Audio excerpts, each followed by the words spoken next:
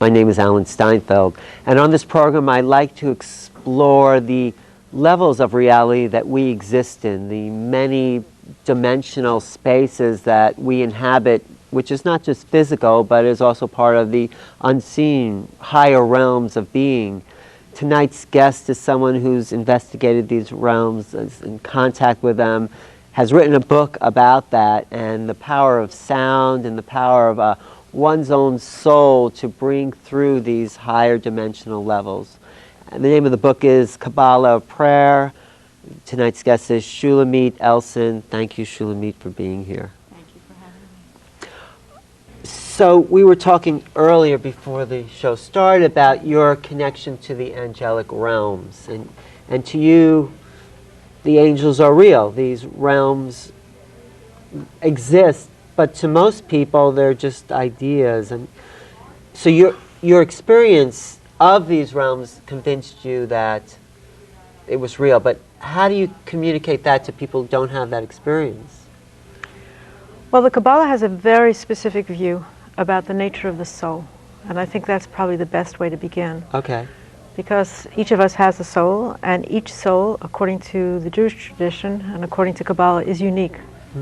Every place, every person has a specific place in the scheme of things and is necessary for the world. Okay.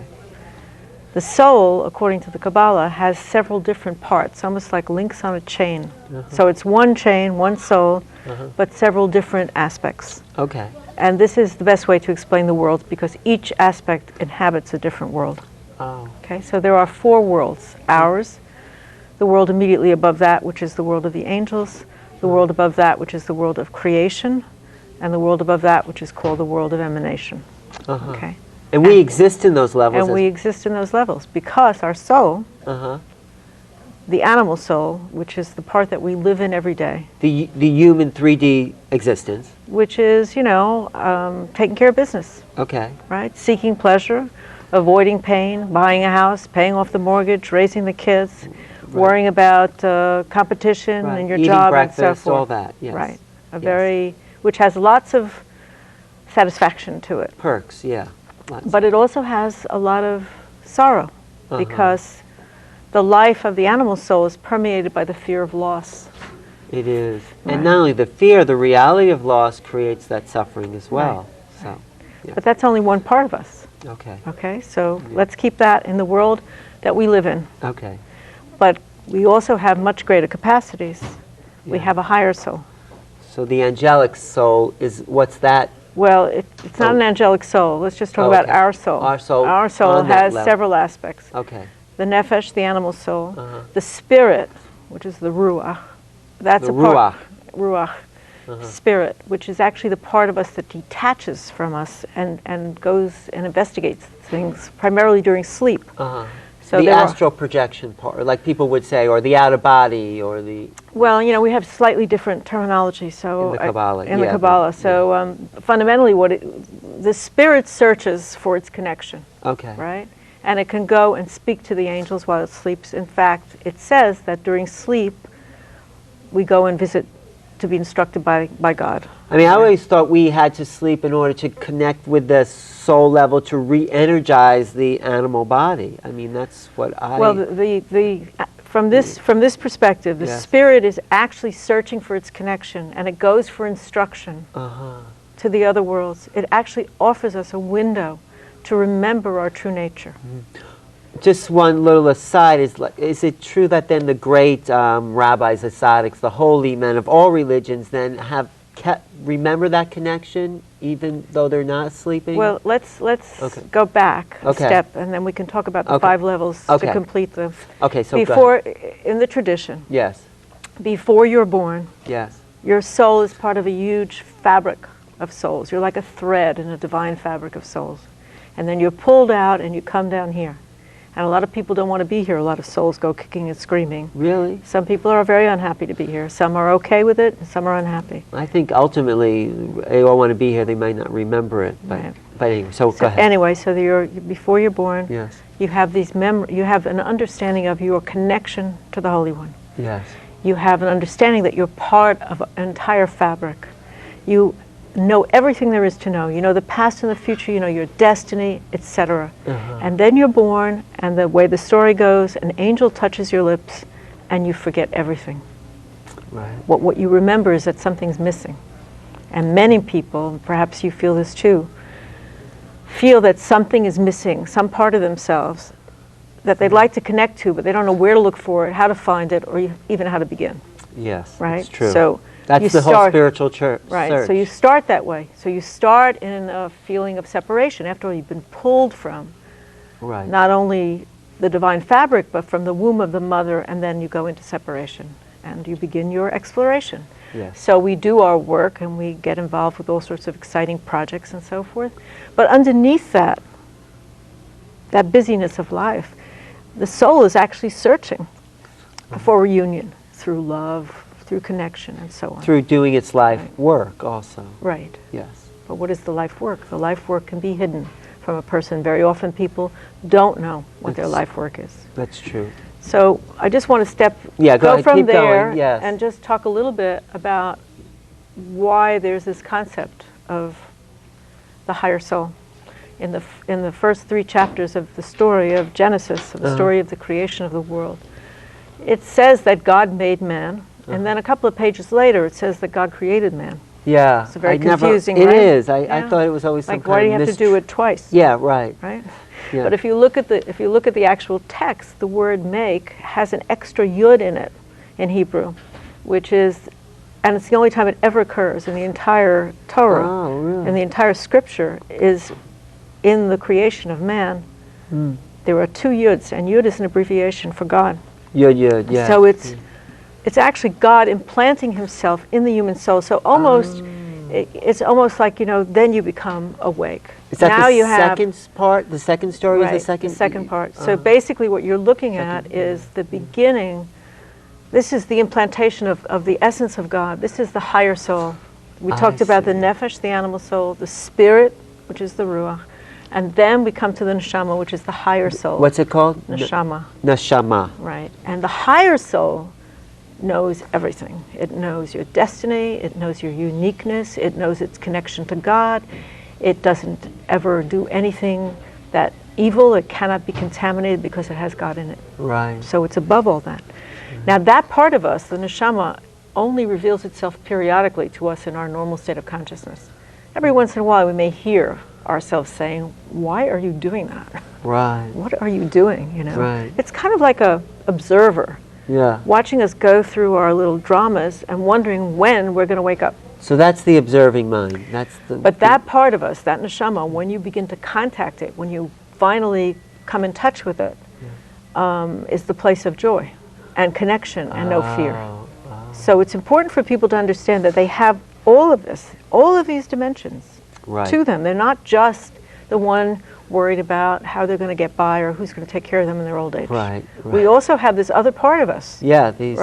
Which is very elevated and very beautiful and fearless. And fearless. That's Now good. the question is, how do you get from one level to the other? Well, what's the 4th level? And then above that, there are 2 others. 2 others. Yes. Oh, there's 5 levels to the soul. There are 5 levels. There's actually 5. There's 4 worlds plus actually the world beyond that. So The great of the oneness. But anyway, the 4th world. the fourth one is the living essence. It's called the chaya. So it actually would be associated, like if you look into somebody's eyes, it's the soul of the soul. Oh. Right? It's not just the higher soul, it's the... Soul is the essence of the soul. And that you really can't cultivate. Because it's eternal. That actually is called an envelopment. It actually comes to you when you're developed to a certain degree. And then the one right beyond that is yechida, or oneness. And that's something That's the all in all. that's the all. It's So, yeah. but basically in these 3 areas, the animal soul, the spirit, and the higher soul, this is the area with which we work. Is this also related to the tree of life? The Kabbalah? Are these Absolutely. located on the tree? Not located on the tree. The soul's not located on the tree, but the tree is very important to understand. Just tell me if I'm making if there's any question or if I'm making myself let's clear. continue your line of thought because I want to So understand. from an individual human standpoint, forgetting the theory and forgetting the language and forgetting the complications of it, fundamentally we're on a journey. Okay. And the journey is to recover ourselves and to reunite with what is true. But to bring that into life, right? bring it into Not life. to wait till we have to be reunited after life, to be a part of the life. Well, that is what the journey is about. The journey is the search for this reunion in life. Yes. Right? Yes. And yes. that requires, I believe that it's actually a natural process that we interfere with. In other words, as we grow older, well, like a little child, you have your toys and you're happy, and then the toy breaks. Right. So you understand that if you're going to, you understand that there's suffering in being connected to worrying about your breaking of your toys and so forth. You begin out of your suffering, out of your pain and out of your disappointments to decide to grow. On the spiritual search. On the spiritual search. And you don't even have to be particularly so-called spiritual to do this. Yeah. People grow. Yeah. And they grow out of a learning that things are in constant change, that nothing stays the same. Right. And so we begin to work on ourselves, because who wants to live caught like that all Well, the time? many people are unaware that there is a search. But Many people are unaware of what is possible. right. But there is another reality. And Yes. that other reality is the birthright of each of us. And moreover, it is extremely important to understand this, because we're living in a situation right now of extreme difficulty and danger. And if we think that it's all kind of out of our hands, then it will be out of our hands. If, on the other hand, we begin to act from the idea that our soul, because it inhabits these different worlds, actually can affect the other worlds. Yeah, let's talk about that then. Okay. Let's really focus on this, because I think that's one of the reasons I do this show, is so I can understand how to affect those other worlds and Well, get in touch with it. let's start with the idea of vibration, Okay. which is basically the Kabbalah teaches, and the other systems as well, that the world began with vibration, with sound. Everything vibrates. Everything, our Yeah. heartbeat and our veins pulsing, and even the organs which we may not hear, and everything in the world around us has a Right. particular vibration. Yes. Actually, and we also have a vibration, and we talk about that. We, as a soul, has a vibration? We as individuals, Okay. we use those terms, right? He's Yeah. got good vibes, he's got That's bad true. vibes, right? Okay, I follow you. Yeah. People have vibration. Yes. The interesting thing, of course, is that there is a universal vibration which arises out of these fundamental sounds which were present at the creation. Okay? Really? I mean... Well, according to this idea. Okay. Okay. According to the Kabbalistic teaching. Okay. I'm following you. And that these sounds, if you can learn how to use them, bring incredible peace to you, as well as align the other worlds, because you're actually vibrating all the worlds when you do this. We talk about the worlds as linear. We talk about them as being there's one up and up and up. But actually it's all kind of one embedded in the other. But how does it affect those other worlds if the vibration, the sound is really a physical, this level, Right. I guess, Sound is utterance? Sound is the most, no, we're not talking about words right now. Wait. I'm not talking about Okay. verbiage. I'm Okay. talking about sound. pure Sound, but it's pretty much... Sound is, number one, the foundation of the universe, according to the system, and apparently, according to some scientists now who are studying superstring theory. So you're saying sound emanates on all these levels we just talked It moves about. in a spherical way on moving outward, right? So it doesn't just affect this physical realm. No, and sound is the most spiritualized aspect of all of our faculties. Okay. And in fact, arising from the throat, you can do amazing spiritual things, Okay. arising from this center. Yeah. And if we have become very cheap with our speech, Yeah. we think that we can say anything. And we've become very, as a civilization, as a society. In the old days, they used to name people for what they would become, in the biblical times and so on. Is that why they wouldn't say the name of God, because it was such a sacred... they called it Hashem, the name. Well, that's another story. Okay, let's stick you with wanna- this. yes, No, I okay. want to stick with what you Okay. have, because I think it's valuable. So talk about then getting in touch with these sounds. So the sounds, which are exist, as I said at the beginning of the world, and they happen to be, in the work that I'm doing, I concentrate on the vowel sounds. The vowel sounds are tied to the tree of life. Now, what is the tree of life? Let's talk about that for a moment. Yeah, well, I have an idea of the 10 Sephiroth, the 10 kingdoms, the 10 Well, presences. yes, but for Well, you just tell to- me what you... I mean, you're right. Right. But let's talk about it again to just give a Yeah, basis that we both agree on. Yes, okay, you describe so, it.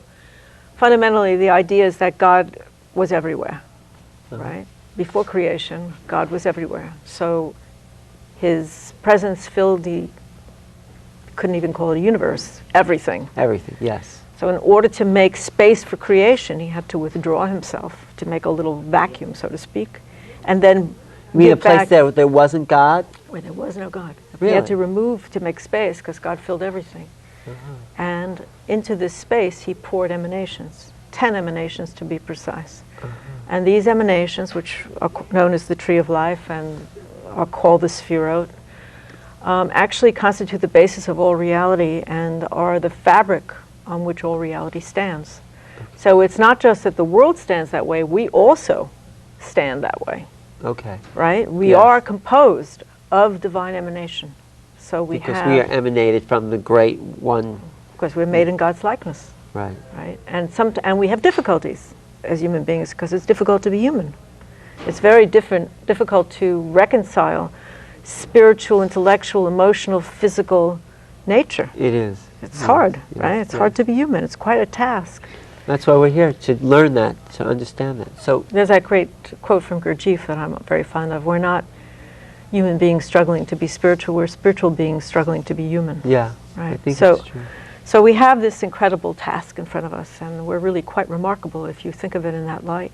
You know, despite all the things that we have to go through, the kind of feistiness and joy Yeah. and effort.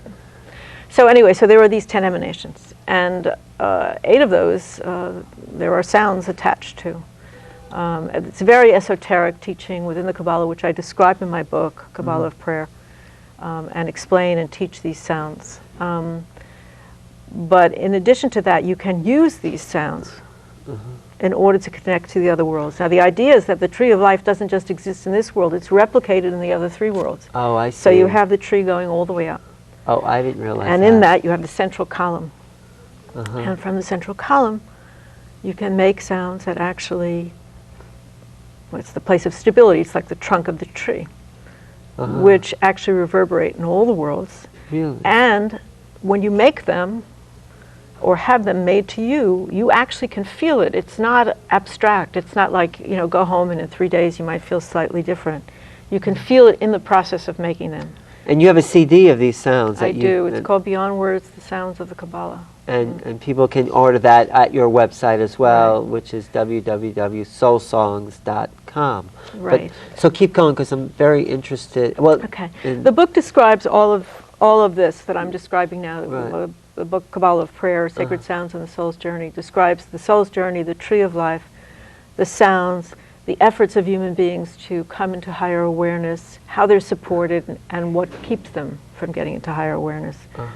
And I think it's important to talk about that because people have ideas about angels. There's a very specific teaching within Kabbalah about angels, and within Judaism and the Talmud. Very specific. there is, because, yeah, I'd like to know what that is. Well, because, there are the angels that God makes, that we all know about, the archangels and so on.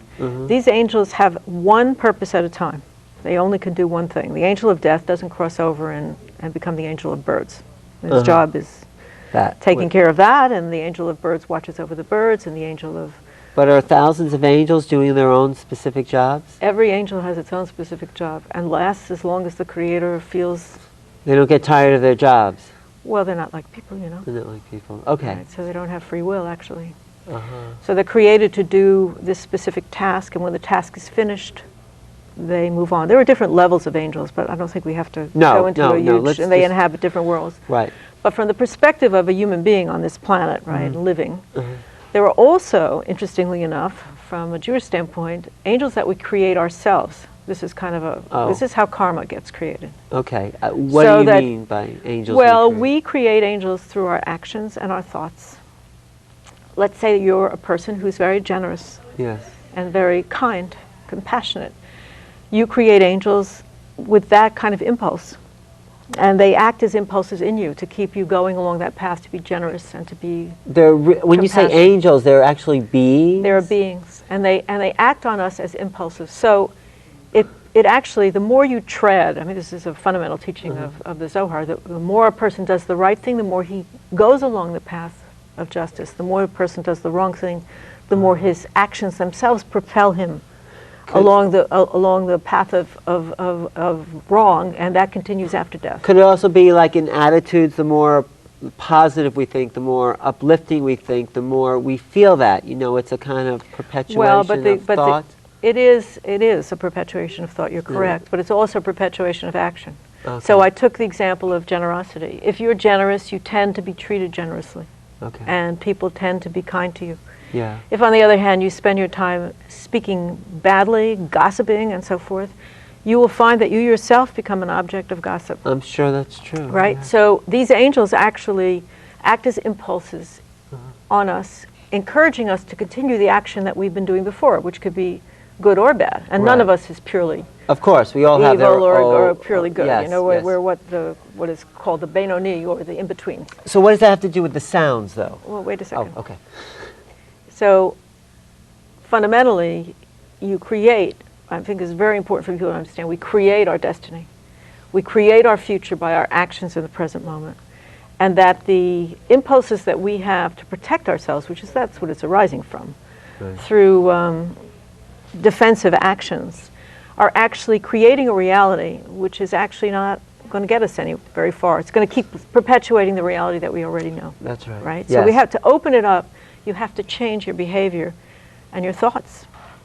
And many people do this through meditation. Yeah. Right? You have to be attentive. You have to be. I teach a meditation that's actually in the world. It's a self-observation meditation. But fundamentally, how do you change? How do you change your life? It's very hard when you're in a little box in which you keep repeating the same story to yourself. Exactly. It is very hard because you don't know your way out. Because all you know is the reality you've created. You don't know what... Anyway, so what's your suggestion? So the way out is to actually look at what you're doing and to come to a clarity about it. We have behaviors that are repetitive. We don't understand why they exist.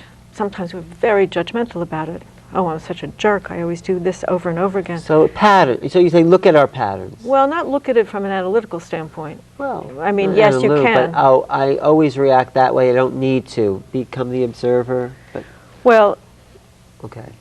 To analyze is good, but there's a certain point in which, for example, therapy, you might understand the dynamic of a particular behavior, but you may not be able to change it.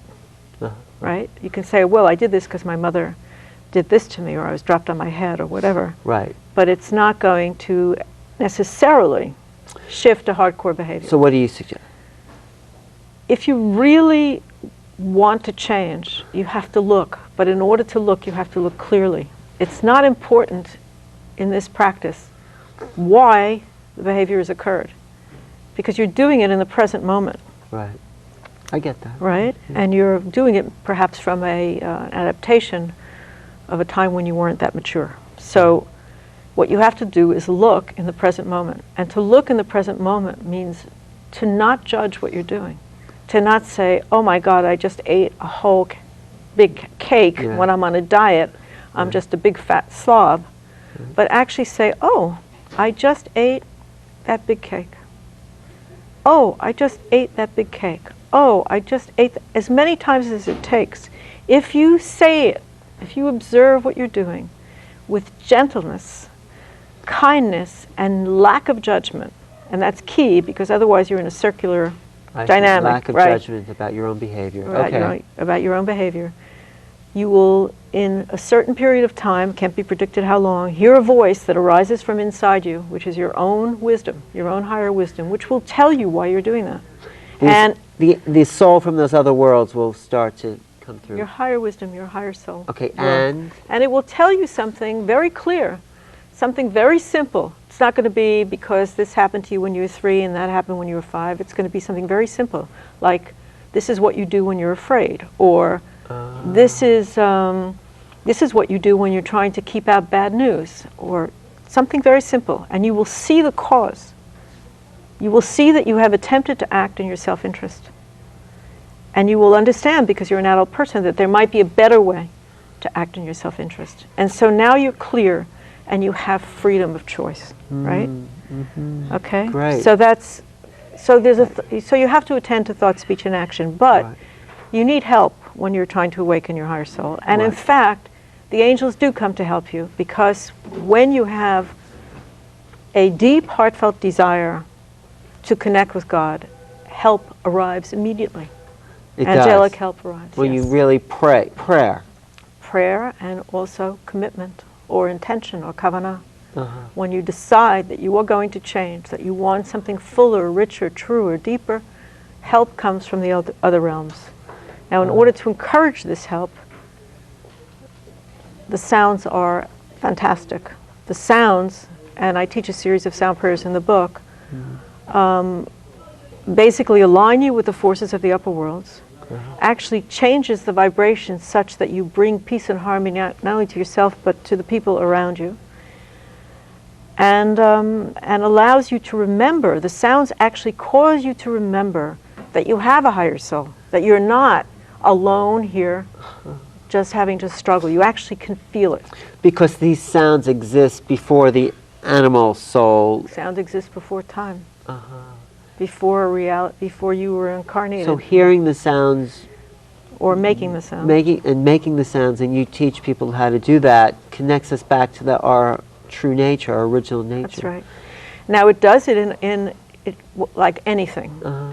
If you're going to take a seed and plant it, and you throw it on the ground in the wintertime when it's hard and it hasn't been cultivated, the seed is not likely to take root. Yes. Yes. So it is important to cultivate the garden a bit before you throw the seed down. Right. So the sounds will take you where you are at the present moment. Right. And it might call you to that awareness, and you might just forget it, or it might be enough to spark you to actually do the work that you have to do. And you do have to do work. Uh-huh. Yes, you do. It just doesn't come. It just, with intention and with focus and with... Well, the work is not so much that. The prayer is the easy part, in a way. What's the work? The work is that we have a lot of attachments to our ideas. Some of those ideas don't serve us very well. And it's very hard to give them up. In the same way that it's very hard to give up loved ones if they should die or leave us, or grow up and leave the house, or so on. It's very, very hard. So we have all these attachments to our way of being, and we have a lot of attachment to our self-protection, to those things that we think protect us. A lot of people put big armor around their hearts so that they won't get wounded. Right. And then, of course, they have a life with a kind of without stunted love. Yeah, right. Right. So it's not very profitable. The work is to go into the place of fear, of letting go, of, like Buddha says, the source of all suffering is attachment. So it's a keep shedding of our clinging nature. Well, I don't actually. I have to kind of put a little provision on this. I think that you have. Yes, I don't think. I know from my own life that you have to be willing to change. Right. A lot of people spend a lot of time trying to keep everything the same, in the fear that it will change, and of course it always changes. Of course. And eventually, it could take 20 years. You could having to stop to do the work you love, or a family member could be lost to you, or so forth. So standing up against change is not going to work. Right. You know, and but the basic idea, I mean, and this is something I talk about in my book, Kabbalah of Prayer, is, you know, if you could try to live free, if you really want to live honestly, then we do have, in my view, I have attachments. I have people that I love very, very dearly. I have people who I could say that I love more than my own life. Right. And it would pain me incredibly. Who knows what would happen to me if I lost these people.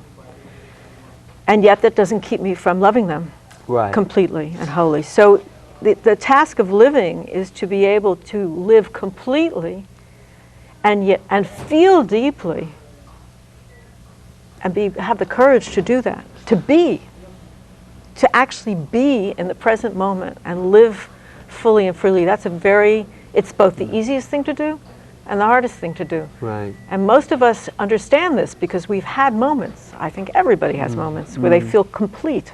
And it doesn't have to be some kind of large moment. It could be you just hit a really good ball in tennis or baseball or something, or you know, It's there's the a kind of satisfaction of the moment of being so present that. so present that you're not worried about the regrets about the past and worry about the future disappear. And does our soul line up on all those levels at those moments? It seems like there's some. You're one. One? You're not two. You're one. You're one. You're total. You're actually not aware of yourself so much. You're Yeah. not. You're not sitting there and saying, "My, it's a beautiful day, and I'm so glad that I'm sitting here in this Right. place." You're just in the place. You're just inhabiting. And then everything comes into. And everything comes into alignment. And most of us, I would probably think everybody, has experienced that at some point or another. And experienced to the point where they want it back, Yeah. but they don't know how to get it. So the basic idea, and that's what I'm really trying to convey with the book, is that I'm talking about a lot of complicated ideas, but the basic concept is that there is a higher reality, and we can feel that, we can live in that, we can be part of that, and that if we live true and honestly and stop telling ourselves lies, we can actually have a much richer, more satisfying existence. And most importantly, that we have an impact, whether you have a lowly station or a high station in life. Nobody knows, this is a teaching of Kabbalah and Judaism, nobody knows what role they play. Right. You may think that you're very important because you're doing X, and in fact the one important thing you did in life was when you were standing on a street corner, a very important person to the world stepped off and was about to be run over, and you put your hand and pulled him back. You don't know what your role is. And we don't know from those higher levels what it looks like. We may think we have a lowly position, but really on these other soul levels, it doesn't look that way at all. On the other soul levels, it doesn't matter. I mean, Right. what do you when you pray to God? Do you say, "Look, God, I went to Harvard"? Right. I mean, that's not going to go down. You know, I have very important parents. I'm rich. When you come before God, you're naked. You're transparent. Your soul is transparent. It doesn't matter what stories you tell yourself. It only matters what's in your heart because it's visible. So any person, whether they consider themselves lowly or high, in the eyes of God is neither lowly nor high. Wow. And every person, because his soul or her soul inhabits each of these worlds, has an impact on all of those worlds. So if we can get back to that image of the tree of life, the tree of life is structured in the imagery that you know, where the roots are in the heavens and where kind of the fruits and the branches down here, Right. and that everything is fed from the heavens. But it can be reversed as an image and thought of that we're also feeding the branches through our actions and our thoughts and our deeds. Each of us has an effect on the world because we're actually feeding the upper worlds through who we are. And it's said that if we become so evil down here on earth, if evil has an overpowering force, then it rains down on us, it showers down on us. And the opposite's also true. And the opposite is also true, so that in every really bad time that the earth goes through, there are always spirits that come incarnated to help people through. In every group, in every community, in every religion, there are such people. In every town. I mean, I was reading this story in the Times the other day about these two women in Afghanistan, tribeswomen, right? Who saw a couple of children being blown up by these discarded, these kinds of bombs that lay on the ground, and decided that they had to be removed before other children got killed. And these two women personally went out and collected these bombs. There must have been about 150 of them, and then exploded them. Wow. Imagine that. It's great. No, there are... Right? So there are these people that live everywhere. Yes. They're everywhere, everywhere. Every community, every religion, Yes. they exist. Yes. But it's important to remember that we also, and this is very important for now because times are very unsettled, and it really is not up to George Bush and Yasser Arafat and Osama bin Laden how this thing turns out. It's up to the people. It's up to the individual. You know. And we all say act from the highest place of integrity and compassion and as love. much as we can. As much as we can to cultivate compassion. Compassion is very specific. It means that you see what an individual does, but you love them. You don't not judge them, but you're discriminating, but at the same time you have a large heart because you see that what the person's doing, number one, you're probably capable of yourself and have done yourself. And also that, or you could be in their position, but also that we're human beings and we struggle tremendously. The last point I want to make on this subject is that the world in the Kabbalistic worlds I described, the world of creation, is the world from which sort of new ideas come down. And this time that we're living in right now, although a lot of us are viewing it with alarm, which I guess is correct, is a time of something new being born into the world. There's from the emanations. From the emanations. How do you know this? I can feel it. I've Something been told brand new. something brand new is coming. And that's a good thing. I don't know if brand new is nothing new under the sun, but No, there's a new, there's a new vibration, there's a new creation. An upliftment. And in the process, there is this turmoil. The cleaning out of the old. And if you, chaos theory is very specific that when we're looking at an event which seems chaotic, there's actually, even though it seems to be random, there's actually a pattern underneath, even if we can't discern it. And it's like in chaos complexity theory, the old pattern dissolves and then reforms at a higher level of complexity. So it's very important for people to be hopeful and to work toward decency and a kind of modesty in speech and a carefulness about other people and about what's going on here, because the times are definitely dangerous, and inflammatory speech and fear, which is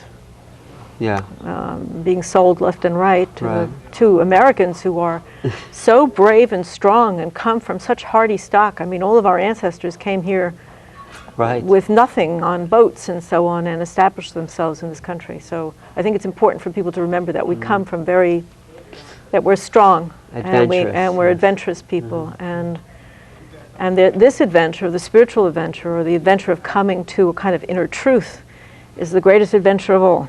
Yeah. And when you do that, you open up to these higher resonances, and these beings, which before used to be hidden. You mean these angelic beings? These angelic beings. As I have a whole chapter on angels in my book, Kabbalah of Prayer, Sacred Sounds on the Soul's Journey. These angels come to help us and to guide us and to put us in the way of the right kind of outcome. So we're moving through right now a kind of difficult, narrow passage into something that will open up to a great, grand well, there's no guarantees. No, of course not. But we have to do the right thing. And I mean, inner work. It's like when we talk about repentance, it's such a heavy word for most people. Repentance just means that you really change. Repentance means you don't sit around guilty like I should call my mother and then not call your mother, Repentance means that if you did something that was incorrect, that you stop doing that incorrect thing, and that you make a vow not to do that incorrect thing again, and you try to make amends. Right? So in repentance, when I speak of it, I mean change. We have the capacity to soften the blow of the outcome. And I'm talking about large ideas, but you can bring them down to the microcosm very simply. If a child is shoplifting, well, it's going to be indulged or punished a little bit, and then if it doesn't go further, it's fine. But if it continues, and then it becomes petty larceny, and then it becomes grand larceny, well, then the outcome is prison. And if you go to prison, then all sorts of terrible things happen. So, so basically what I'm saying is you try to stop your behavior at whatever point it is. Yeah. If you're doing the wrong thing, if it's verbal abuse or stealing or hatred or anger, or you have to recognize actually in the end, where is your self-interest? And your self-interest lies not in your defense system, which you think it does. Your self-interest lies in becoming a joyous person who feels not lonely but connected. Well, that's what I was thinking. The self-interest lies not in the individual self, but the self-interest lies in also serving the greater community. That's part of our... Well, you find that when you as you grow. You find that your self-interest lies in serving others. Yeah, and including and part of the whole world. Thank you so much for sharing your knowledge and wisdom. And, you're welcome. Shulamit has a book called The Kabbalah of Prayer, and there's a website, www.soulsongs.com. Yes, and I just want to say that that's plural, SOULSONGS. Songs. Right, and it's also available at all the bookstores. And along with the CD? I have a CD called Beyond Words, The Sounds of the Kabbalah, which can be purchased on the website. And that's very important. I mean, it seems like what you're saying is to hear the sounds. And you give workshops? And I do. And do. actual individual sessions as well? I give individual sessions, healing sessions. I make personalized CDs for people with sounds that are specific to them to help them awaken their higher soul and to bring them into balance. And I teach at places like Omega. And of course, I will be touring rather extensively with the book this year, so I'll be all over the country. Thank you. And in New York in the fall, I'll be teaching in the fall. Thank you for sharing Thank you. all of this, and I hope there's more to your story. I know the way you connect with these angelic forms and how the teachings actually came to you is a whole nother piece. It's a whole other piece, that's true. But we'll get that at some point, hopefully. Thank you. Thank you for having me, Alan. Yeah, it Thank was you. great.